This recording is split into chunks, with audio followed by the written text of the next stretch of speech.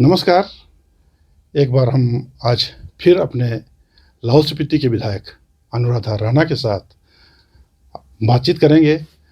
हम जानना चाहेंगे इन दिनों हमारे लाहौल स्पीति के विधायक अपने ज़िले के दौरे में हैं, क्या कुछ ख़ास है और क्या कुछ आगे आने वाले समय में इनकी अपने ज़िले को लेकर के योजना है, इस विषय में हम बात करेंगे। अनुराधा जी, आपका ट्रैवल टुडे में बहुत बहुत स्वागत है। धन्यवाद। तो आजकल आपका टूर है, गत दिनों आप स्पीति भी भ्रमण करके आए हैं और इन दिनों आप लाहौल का टूर कर रहे हैं, तो कुछ बताएं कि विशेष इस ज़िले के लिए आपके पास क्या योजनाएं अभी हैं और आगे की क्या आपकी सोच है और क्या योजना लेके आने वाले हैं। जी, सबसे पहले तो आपका और आपके चैनल का हम धन्यवाद करना चाहेंगे। जैसे हम देख रहे हैं कि अभी विंटर्स का समय है और अभी स्पीति के दौरे के बाद लाहौल के दौरे पे मैं आई हूँ। आज हम उदयपुर में हैं। दौरा हम हर महीने करते हैं वैसे, और दौरों में कई तरह की समस्याएं जो लोगों की डायरेक्टली मिलना भी होता है, और मूलभूत सुविधाएं यदि कोई इंसान जूझता है हमारे समाज में तो वो भी हमारे ध्यान में डायरेक्टली आता है, तो उसको समाधान करना हमारी पहली प्राथमिकता रहती है। और हम देखते हैं कि जैसे विंटर्स के बाद, स्नोफॉल के बाद, जैसे जनवरी में जो बर्फ़बारी पड़ी, काफ़ी अच्छी बर्फ़बारी पड़ी 3 से 4 फीट तक, तो मैक्सिमम सभी रोड बंद हो चुके थे। पर ये हिस्ट्री में पहली बार है जब आपका फरवरी माह में जो है मयाड़ हो, योतसे हो, चौखांग नैनगार या बुजुंड जैसे रोड की जब हम बात करते हैं, तो इतिहास में पहली दफ़ा है जब इतनी जल्दी ये रोड खुले हैं। तो ये हमारी कमिटमेंट को दर्शाता है, सरकार और प्रशासन की कमिटमेंट को दर्शाता है, जो पब्लिक के प्रति हमारी कमिटमेंट है। और बेहतर हम कैसे इसमें कार्य कर सकते हैं, इसके लिए भी हम प्रयासरत हैं। एक और मकसद जो अभी आने का था, हमारे पास विंटर गेम्स की बहुत ज़्यादा स्कोप है। हमारे यहाँ पे विंटर गेम्स हो या विंटर टूरिज़्म की जब हम बात करते हैं, तो स्की कंपटीशन और स्की इवेंट्स जो है करवाए गए थे। अभी हमारे जो बेसिक कोर्स करवाए गए थे, अभी हमारा डिस्ट्रिक्ट लेवल का त्रिलोकीनाथ में होना है। तो इस स्लोप्स को और बेहतर बनाना हमारा जो है आने वाले समय के लिए एक विजन भी है। और त्रिलोकीनाथ स्की लिफ्ट के लिए एक रोपवे प्रोजेक्ट है जो हमारा लगभग 35 करोड़ का है। उसके लिए हम प्रयास कर रहे हैं कि जल्द से जल्द ये सैंक्शन हो जाए।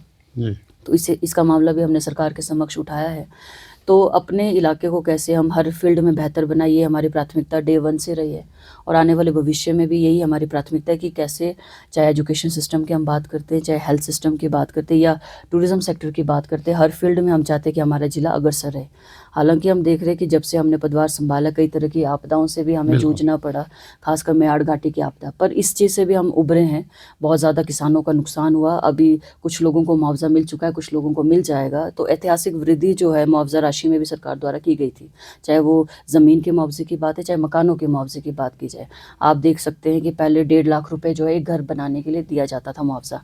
इसे जो है आपदा राहत पैकेज में, जो विशेष राहत पैकेज था, उसमें 7 लाख किया गया और 7 से बाद में 8 लाख भी किया गया। तो ये माननीय मुख्यमंत्री महोदय जी का कमिटमेंट है, जो गरीबों, एक गरीब परिवार से निकल के आज मुख्यमंत्री की कुर्सी पे हैं, वो एक गरीब परिवार का दर्द समझते हैं।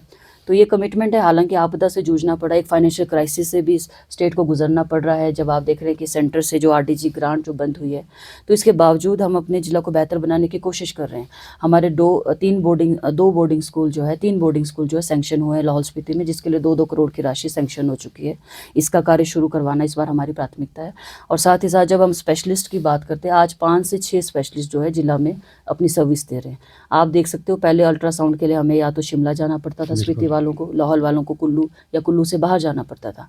आज द्वार पे ये सुविधा मिल रही है। तो ये भी एक हमारी कमिटमेंट है। और आने वाले समय में इंफ्रास्ट्रक्चर को हम कैसे बेहतर बनाएं, ये भी हमारी योजनाओं में है। विंटर स्पोर्ट्स को प्रमोट करने के लिए भी हम कई प्रपोजल पे काम कर रहे हैं।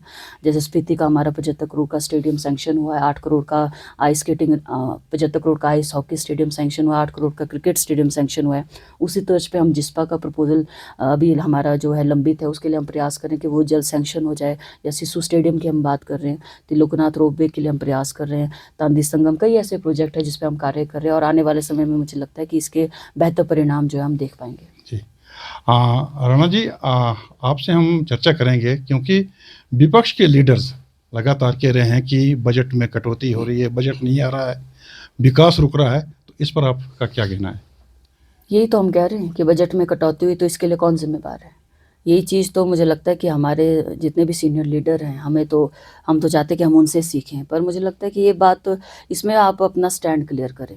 हिमाचल की जब स्थापना हुई थी 1971 में, जब हिमाचल को पूर्ण राज्य का दर्जा मिला, या जब हम फाइनेंस कमीशन की बात करते हैं 1952 में संविधान के आर्टिकल 280 के अंतर्गत जो है फाइनेंस कमीशन की जो बात की गई थी, फर्स्ट फाइनेंस कमीशन से लेकर ऐसे स्टेट्स को जो है आरडीजी ग्रांट मिलती आ रही है 1952 से लेकर, और हिमाचल जब बना था 1971 से लेकर आज तक जो है आरडीजी ग्रांट आपको मिल रही है। अब मार्च के बाद ये बिल्कुल ज़ीरो कर दिया गया है जब 16 फाइनेंस कमीशन आपका स्टार्ट हो रहा है।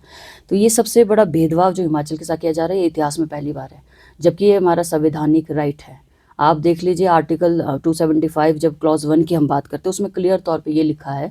अब हम ये कल्पना कर सकते हैं कि उस समय के लीडर कितने विजनरी थे। जब संविधान की रचना की गई उन्होंने पहले भांप लिया था कि कई स्टेट इसमें पीछे रह जाएंगे जिनके अपने रिसोर्सेज सीमित है, जो भौगोलिक दृष्टि से बहुत कठिन ऐसे प्रदेश हैं, उसमें हिमाचल भी एक स्टेट है। हमारा जो हिमाचल वो विशेष श्रेणी जो है राज्य है। यहाँ पे जो भी स्कीम का कार्य सेंट्रल गवर्नमेंट की जो स्कीम्स रहती है वो 90-10 के रेशो में रहती है। 90% सेंटर का कॉन्ट्रीब्यूशन रहता है, 10% स्टेट का रहता है। पर प्लेन एरियाज में हम देखते हैं 60-40 का रेशो रहता है। ये भी इसी सोच से दिया गया कि हिमाचल जो है हमारा एक छोटा स्टेट है, रिसोर्सेज हमारे सीमित है।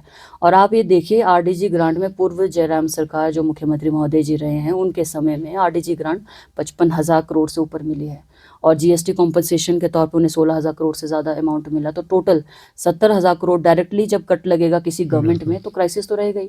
पर इस क्राइसिस के बावजूद जो हम काम धरातल में करने की कोशिश कर रहे हैं उसको मुझे किसी से सर्टिफिकेट की आवश्यकता नहीं है। वो लोग समझते हैं, जानते हैं, हर चीज़ जानते हैं, हम लोगों के बीच में जानते हैं, लोगों से फीडबैक हमें मिलता है।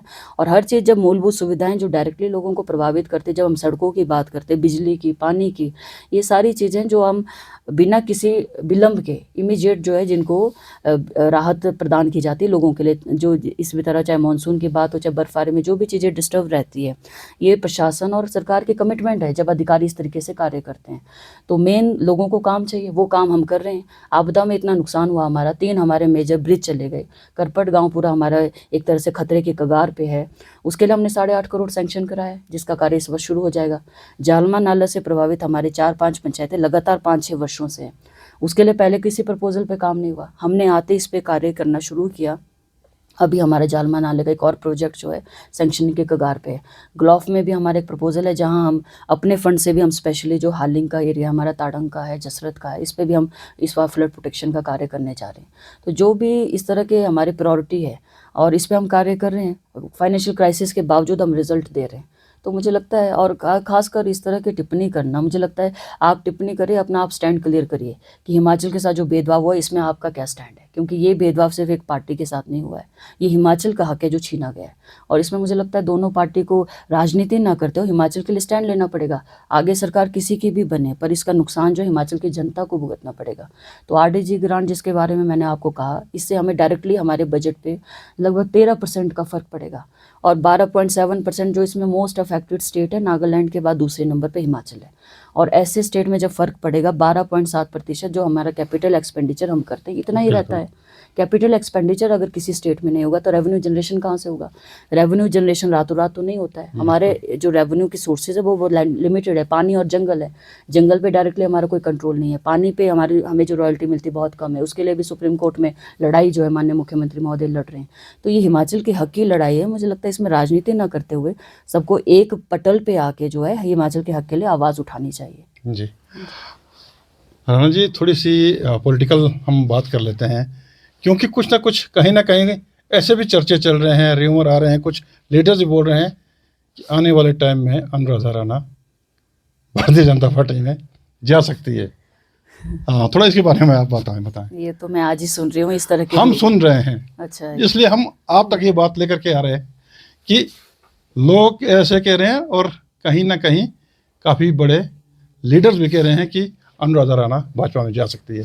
नहीं, ये मैं पहली बार ऐसे रूमर सुन रही हूँ। हालांकि मुझे लगता है कई लोग ऐसा चाह रहे हैं कि हम उनकी पार्टी में जाए, पर ऐसा मुझे लगता है संभव नहीं है, खासकर इस जन्म में, क्योंकि हम एक विचारधारा से जुड़े हैं। मेरी जो विचारधारा है वो कांग्रेस से जुड़ी है, मेरी जो पहचान है वो कांग्रेस पार्टी की वजह से है और एक कार्यकर्ता की वजह से, जिसके कारण मैं विधायक बनी हूँ और आम जन के आशीर्वाद से।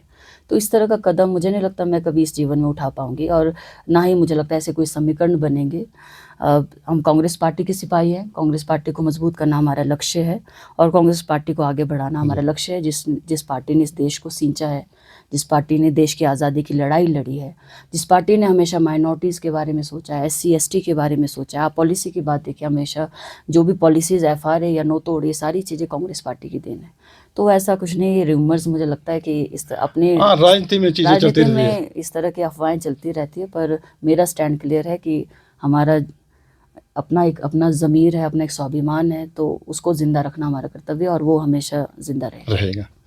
राणा जी, आपसे अंतिम प्रश्न करूंगा, क्योंकि पूरे स्टेट के अंदर जो भी डेवलपमेंट होता है वो हमारे खासकर 2 डिपार्टमेंट्स, IPH और लोक निर्माण विभाग, तो यहाँ काफ़ी ठेकेदारों का एक प्रश्न है कि उनको पैसा नहीं मिल रहा, लेट हो रहा है, और ख़ासकर कुछ लोग कह रहे हैं कि हमको या जो पार्टी से संबंधित है उनको पेमेंटें नहीं मिल रही है। थोड़ा इसके बारे में आप बता दें। नहीं, क्राइसिस की बात मैंने पहले भी की। जैसे फाइनेंशियल क्राइसिस है, वो क्यों है? क्योंकि सेंट्रल गवर्नमेंट जो भेदभाव जो हिमाचल के साथ हो रहा है, वो भी एक मेजर कारण है।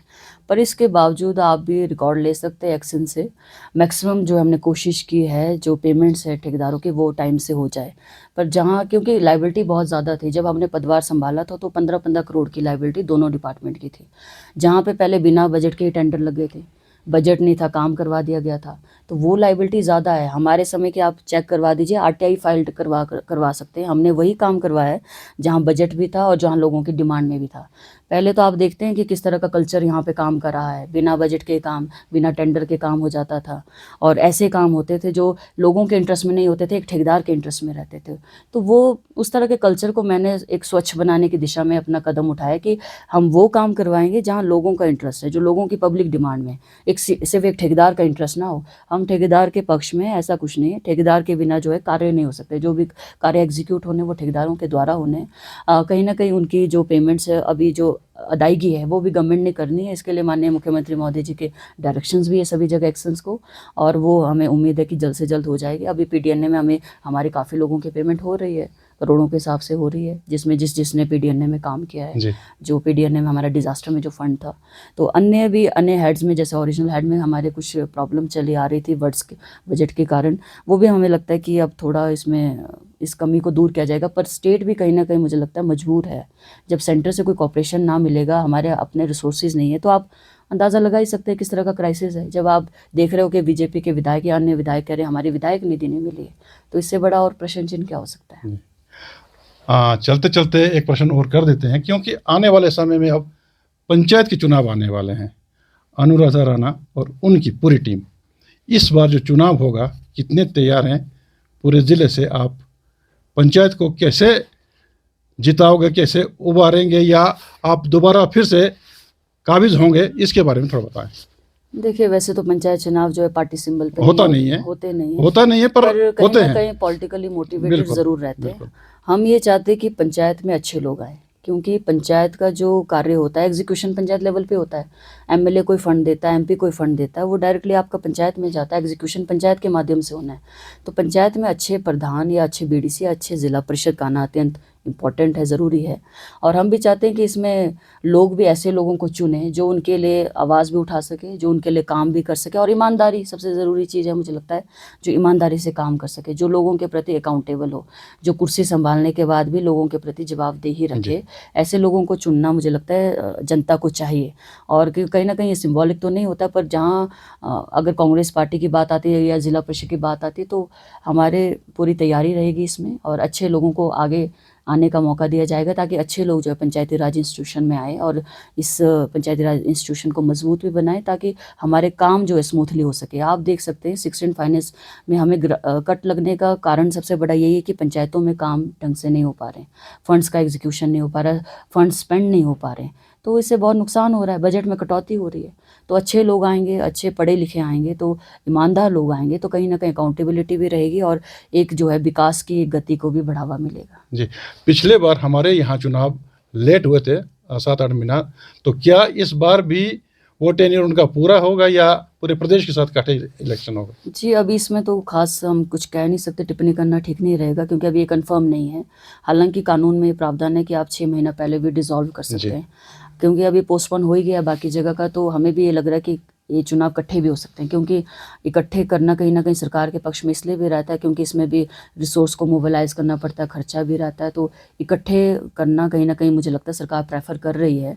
और वैसे भी समय पिछला जून में होना था, पर कोविड के कारण कोविड अक्टूबर का, में जाके जी। हुआ, तो मुझे लगता है अब तो कुछ ही महीने रह चुके हैं, तो ये इकट्ठे भी हो सकते हैं, बट अभी कहना जो है उचित नहीं होगा, अभी कन्फर्मेशन नहीं है इसके बारे जी। में। हाँ, राणा जी, आपने अपना कीमती समय दिया, आपका बहुत-बहुत धन्यवाद। तो ये थे हमारे साथ लाहौल स्पीति के विधायक अनुराधा राणा, इन्होंने अपनी बातें विस्तार से रखी। आप बने रहें, हम समय-समय पे ऐसे शख्सियतों के साथ हाज़िर होते रहेंगे। तब तक के लिए दीजिए इजाज़त। शाम आज़ाद का नमस्कार।